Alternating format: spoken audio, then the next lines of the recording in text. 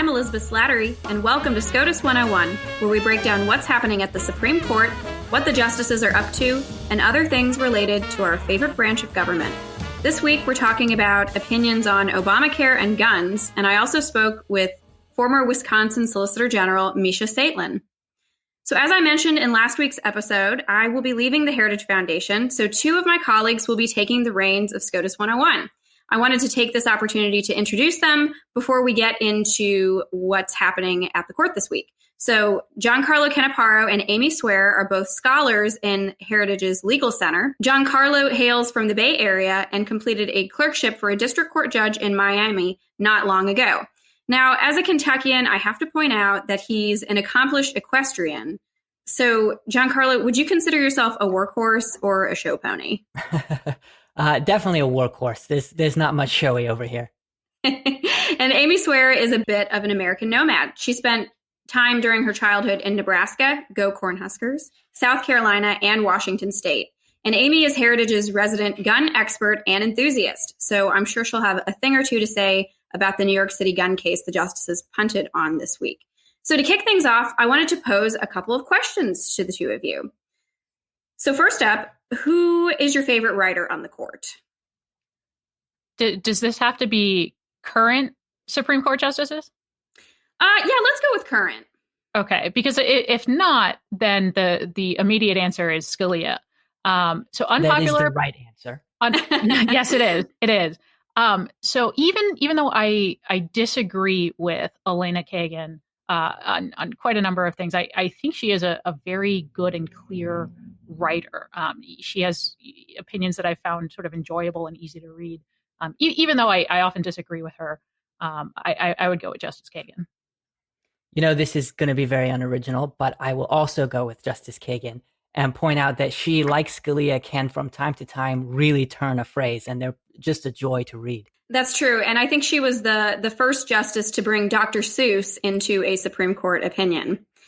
Okay, so is there a particular Supreme Court phrase that you like? I'm thinking interpretive jiggery-pokery, I know it when I see it, things like that. I think I'd have to go with, just because it's the first thing that comes to mind, Justice Gorsuch a while back. In a particular case, I can't even remember the case. He just the phrase "dog's breakfast." He just 2 or 3 times in that case, and he was so proud of it, of this phrase of saying it's the dog's breakfast. That really sticks out in my mind, just because it was so funny. He was so proud of that phrase.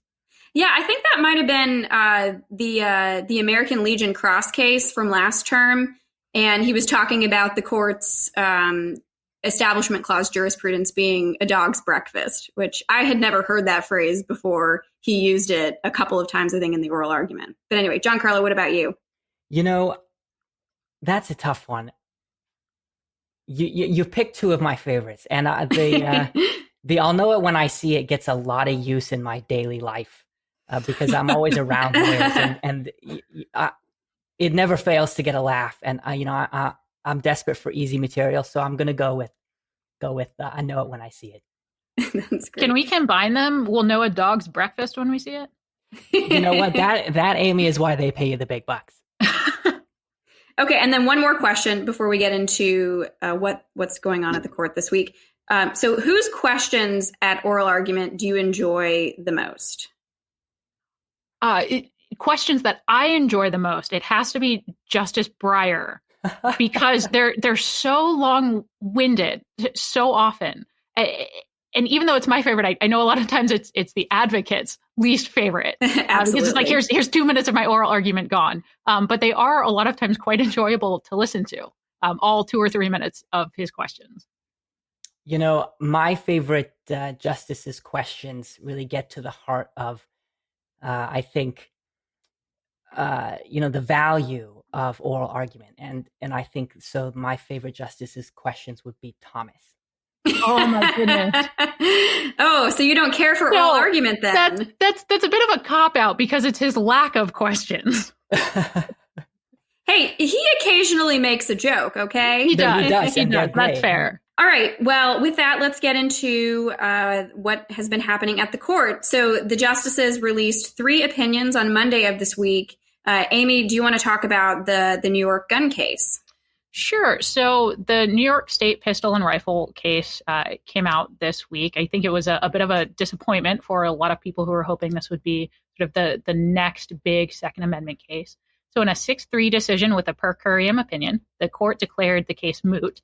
It vacated the judgment of the Court of Appeals and remanded the case for, quote, such proceedings as are appropriate regarding the city's new rule. So if you remember the facts in this case, the petitioners were lawful handgun owners in New York City who sought declaratory and injunctive relief against enforcement of a New York City ordinance. That ordinance effectively prevented the transportation of their lawfully possessed handguns to any place except one of 7 gun ranges inside city limits, 6 of which were limited to admission to members only. The petitioners under this law could not transport their handguns to second homes or to ranges or competitions outside the city limits, even if the handgun was stored in a hard-sided locked container and inaccessible to the gun owner. So during the 7 years of litigation, the lower courts rejected the petitioner's Second Amendment claims, and the Supreme Court last year granted certiorari. After certiorari was granted, the city amended its ordinance to allow the transportation of firearms to a second home or ranges outside of the city. I think a lot of people suspected this was in part because they wanted to avoid a ruling on the merits.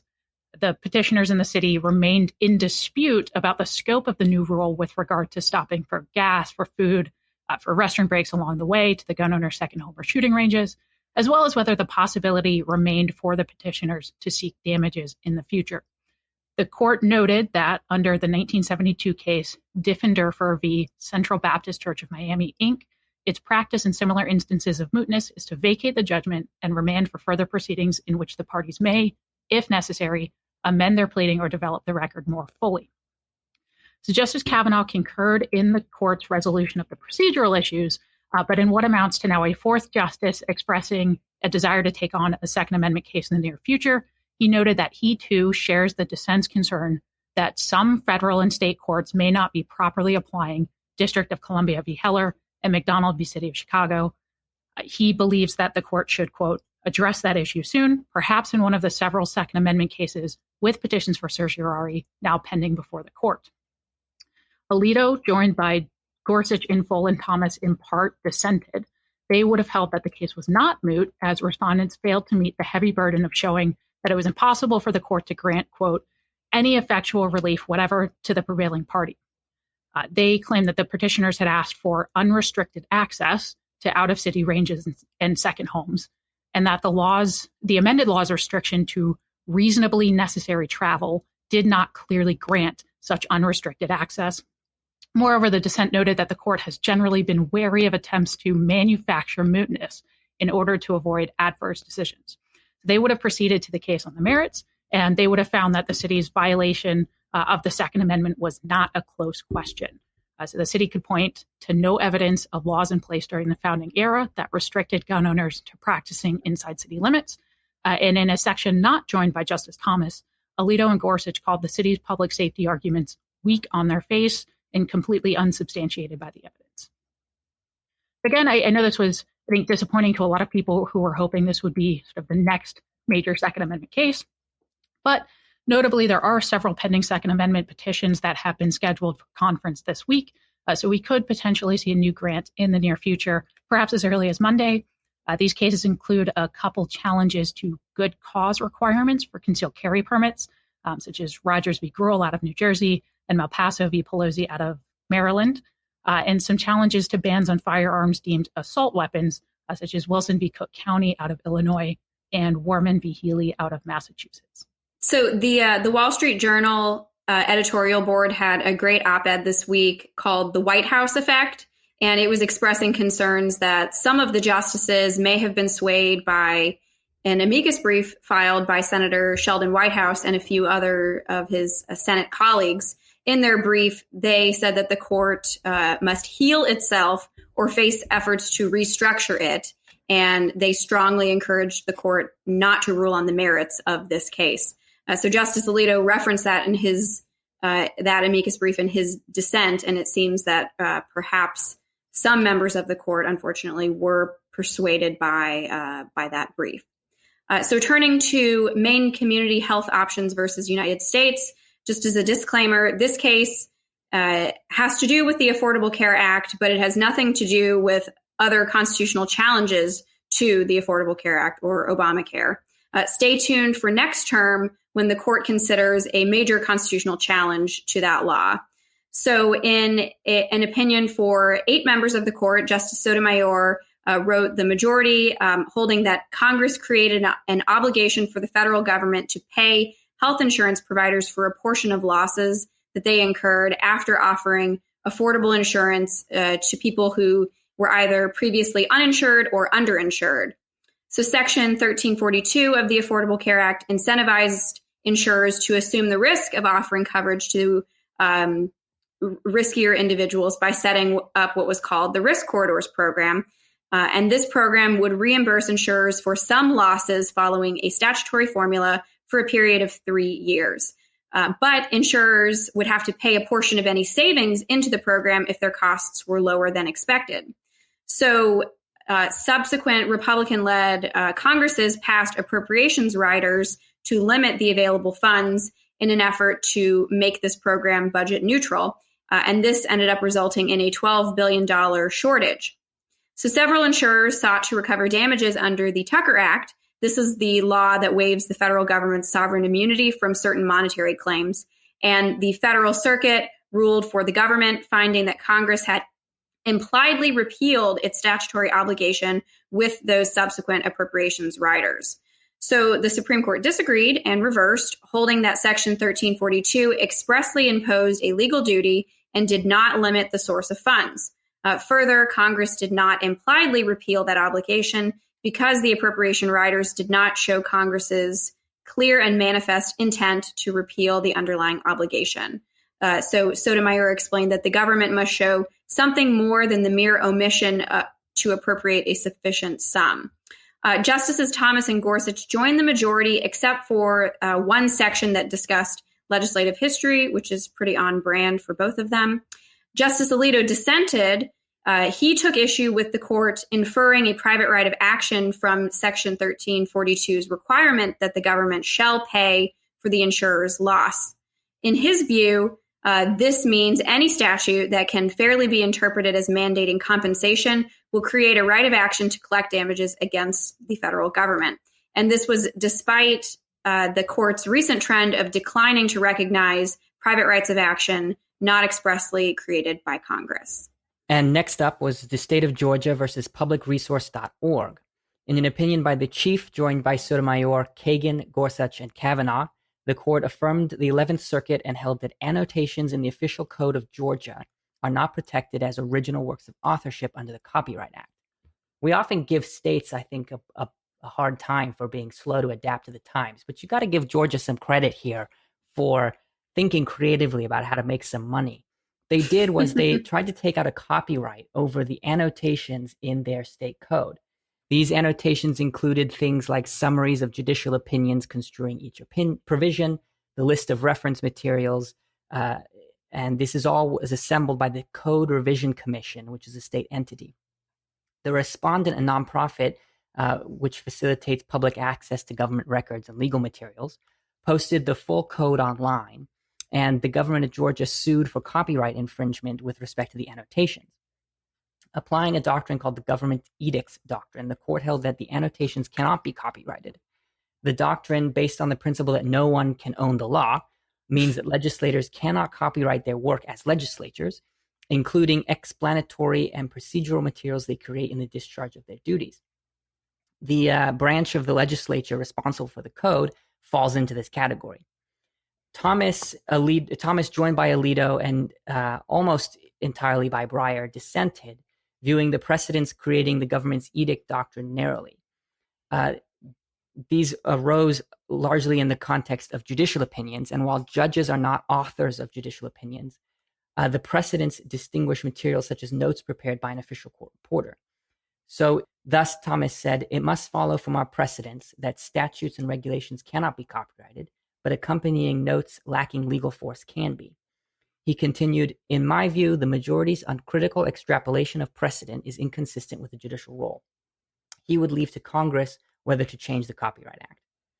Ginsburg, joined by Breyer, dissented because the annotations, in her view, were not created in a legislative capacity. They are, in her words, descriptive rather than prescriptive, and aim to inform the citizenry at large rather than those seated in legislative chambers. That was it for opinions this week. There are a few orders in the list. In Trump versus Mazars and Trump versus Deutsche Bank, these are the cases stemming from House committees attempting to subpoena President Trump's financial records. The parties in those cases are required to file briefs by next Friday addressing whether the political question doctrine bears on the courts hearing these cases. And there is, of course, a third case stemming from a New York State grand jury investigation that the court had scheduled to hear, along with these two cases involving the House attempt to subpoena President Trump's financial records. Okay, the court also announced the rules of the road for the telephonic oral arguments that will be coming up next week. The advocates will have 2 minutes to give an opening, unless they have divided argument time, and then they only have 1 minute. And then the justices will ask questions by seniority. So Justices Sotomayor and Ginsburg will have to wait their turns, even though they are known for jumping in right away. So Bob Barnes of the Washington Post has a great piece that came out this week about how the advocates are preparing for their telephonic arguments next week. He did an interview with Lisa Blatt, who will be the first lawyer up in this historic telephonic argument on Monday. And she talked about how her kids are in charge of keeping the dog quiet and making sure no one rings the doorbell while she's arguing. And also the lawyers from the Solicitor General's office will be wearing their morning suits with tails, even from home. The court's also going to make the audio available live, and that is a pretty big step for the tech-averse court. So we will see how those arguments go and report back next week.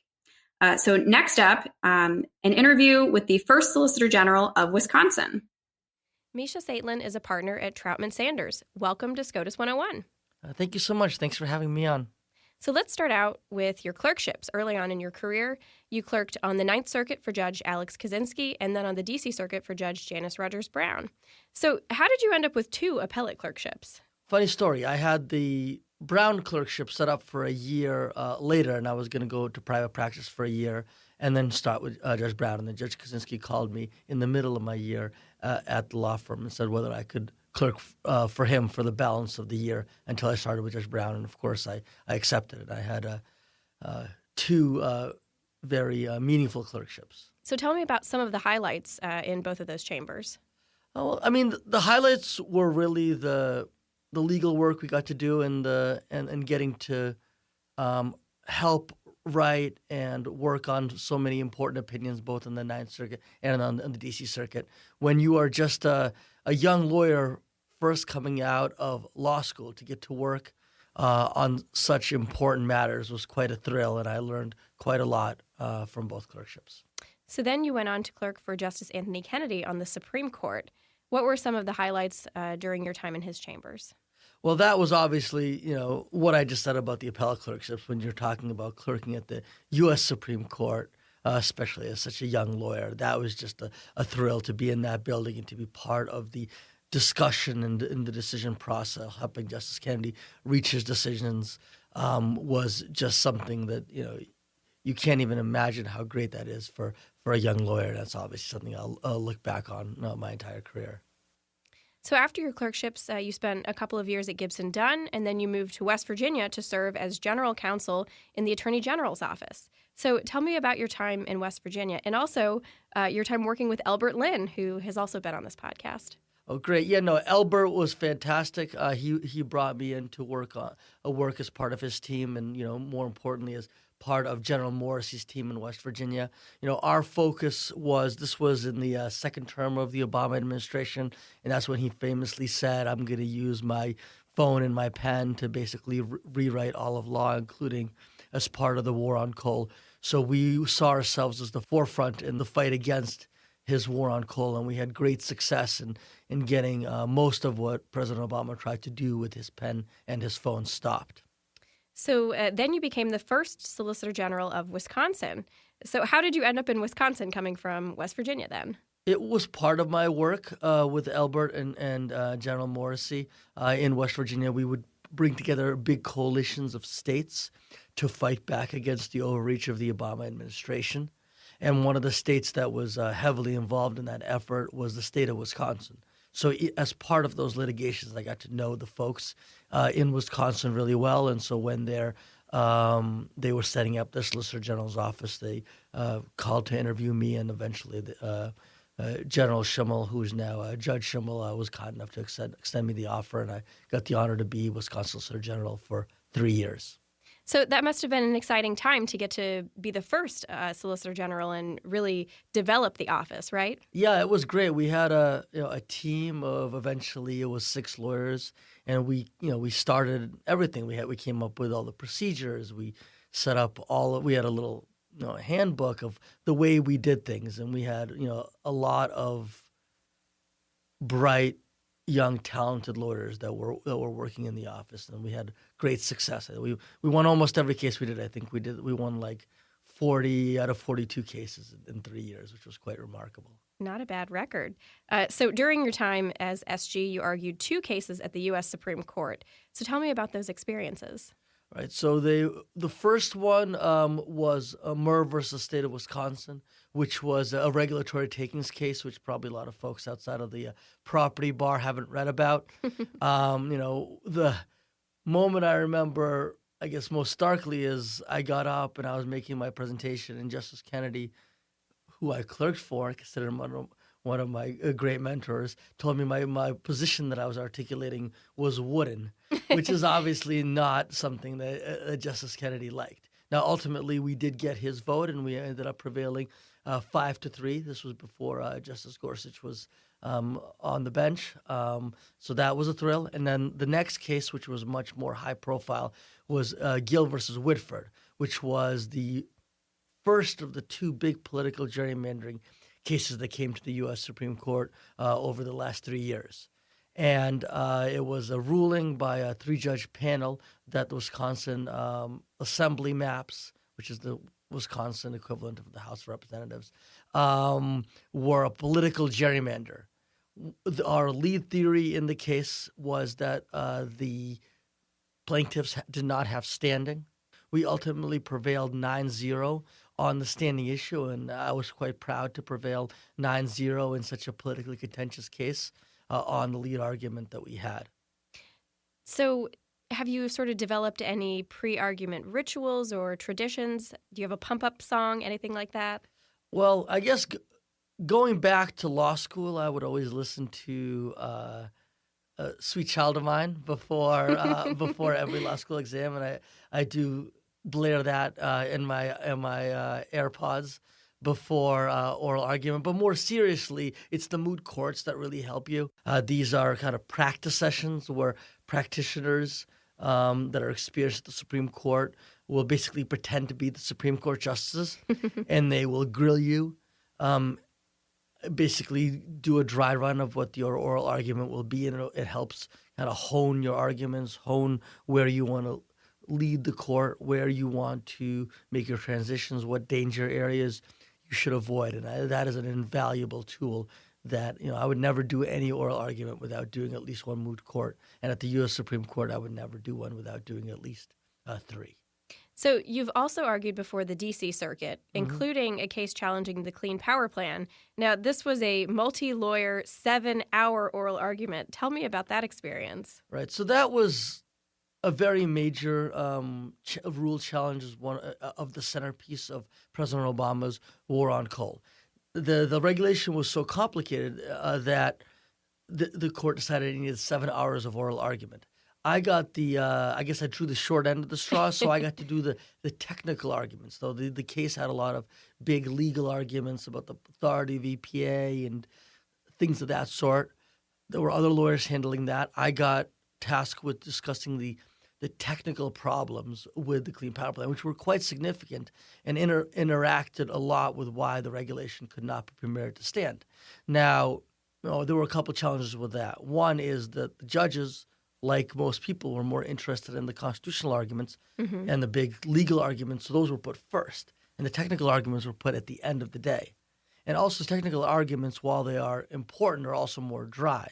So I had the challenge of knowing that they would be many hours into their day also I would be presenting really dry subject matter. So I was worried about losing the bench. Mm-hmm. So what I did was I wanted to walk through the technical problems with the Clean Power Plan by having some specifics and in a way that I knew the court would engage with me. So what I did is I decided to pick one particular state and how the Clean Power Plan was going to affect that state based on EPA's own numbers. So the day before oral argument, I sent the court a letter saying I'm going to be discussing appendix page 500 and whatever at oral argument, so that all the judges would have that piece of paper in front of them.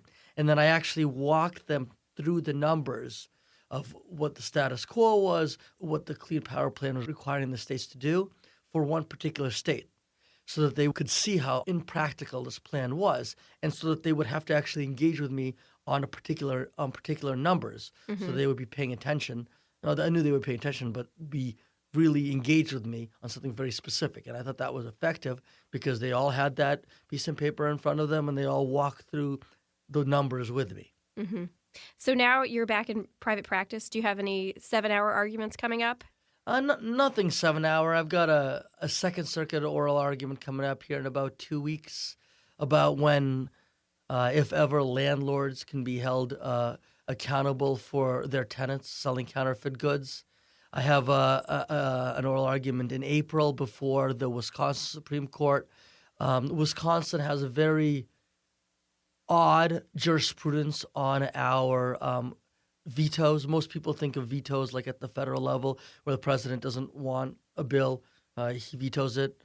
Some states have a line item veto where a president can strike out certain budget provisions. In Wisconsin, the court has held for a long time that the governor can strike out sentence fragments. So what the governors do is they basically rewrite legislation, coming up with new laws that the legislature never enacted. And the Supreme Court of Wisconsin is reconsidering whether it should come more in line with the original understanding of what a veto is, not allowing the governor to basically write new laws in the guise of vetoing. So that should be a pretty interesting case. Yeah, it sounds like some interesting work.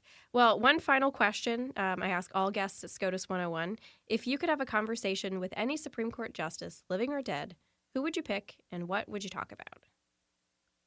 Well, one of the great thrills of clerking on the Supreme Court is that you get to have lunch as a chambers with each of the justices, and they take you to you take them to kind of their favorite places.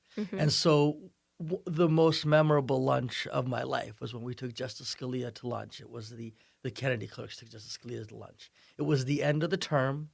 All the opinions had been put out, so he was feeling pretty expansive.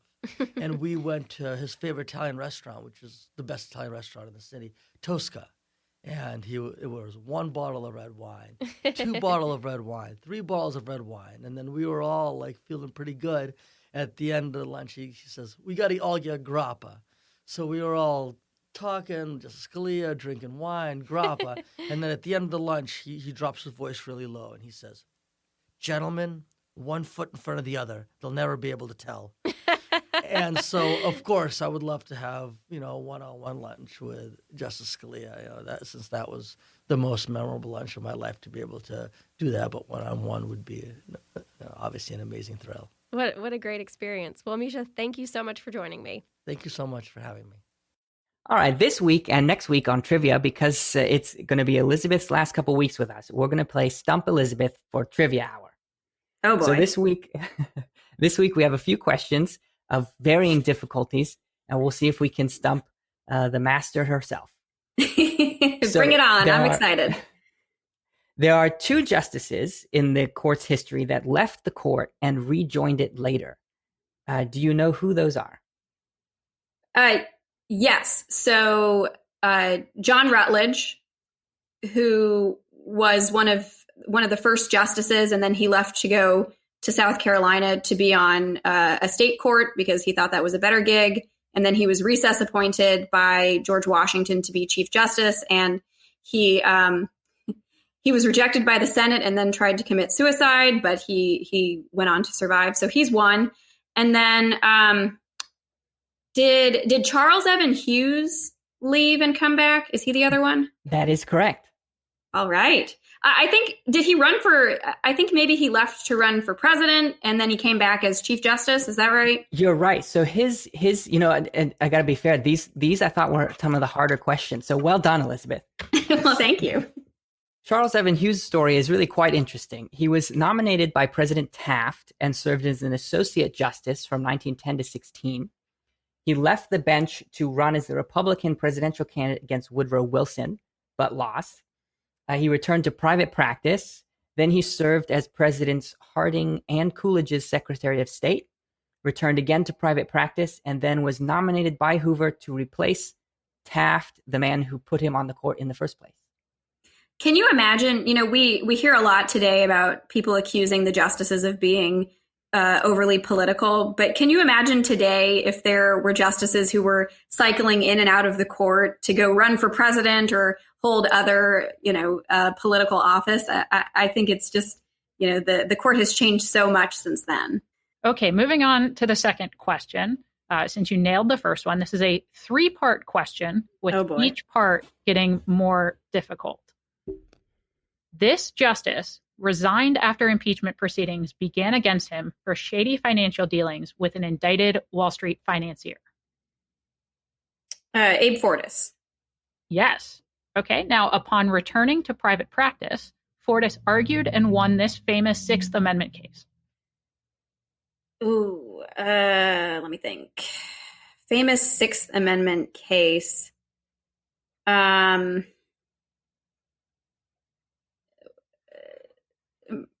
Was it like Miranda? Wait, that's Fifth Amendment, isn't it? Oh, do we give her a second chance? Is Miranda Fifth and Sixth kind of? Well, anyway, I'm not sure what case, but that's really interesting. That he went back into private practice. The case is Gideon v. Wainwright. Oh, yeah, of course. And then part three, so she got 1 for 2. Can she bat 2 for 3? This justice called Fortas's argument in Gideon the best oral argument he had heard in all his time on the bench. Oh, gosh. I don't know. Okay, so I have to think about, this was the late 60s. Oh, who would it have been? I don't know. Was it Justice Brennan? Oh, yes. Give me a hint. I'll give you a hint. This justice was at the same time that Fortas was under impeachment proceedings, was also a target of similar proceedings for shady dealings of his own. Oh, William O. Douglas. Nailed it. We'll give it to you. We'll give it to you. Wild Bill O. Douglas. 2/3 of a point in this 3-part question. You're doing well. You're doing well so far. That's still 4 out of 5 right answers. So last question. We're continuing the theme of justices who have left the bench. This retired justice gave what one writer described as one of the worst arguments I'd ever heard by one of the smartest men I've ever known. So this was a retired justice who argued a case after he retired. Correct. And he gave one of the worst arguments by one of the smartest men? Who could it be? Was it, let's see. I don't know. Can you give me a hint? Well, I can give you a hint, which is part of the second part of this question, which is the case itself. The case that he argued was an antitrust case involving Major League Baseball and has one of the most maligned introductions to a majority opinion in Supreme Court history. Oh, I feel like it's on the tip of my tongue. I don't know. I actually don't know the answer to either part. It is Arthur Goldberg.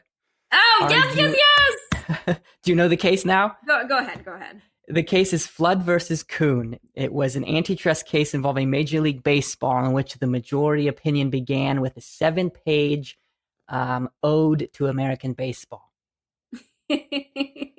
But we won't recite that whole thing here now. And that's it for trivia. I think that we all in all, well done. There were some hard questions in there. Yeah, there were some hard ones in there and definitely educational. And so I enjoyed learning some new things today on trivia. All right. Well, thanks for listening to SCOTUS 101. Be sure to subscribe on Spotify, iTunes, or wherever you listen to your podcasts, and please leave us a 5-star rating. You can follow us on Twitter and Instagram at SCOTUS 101 and email us at scotus101@heritage.org with questions, comments, or ideas for future episodes. You've been listening to SCOTUS 101, brought to you by more than 500,000 members of the Heritage Foundation. Executive produced by Elizabeth Slattery. Sound design by Lauren Evans, Thalia Rampersad, and Mark Guiney. For more information, visit heritage.org.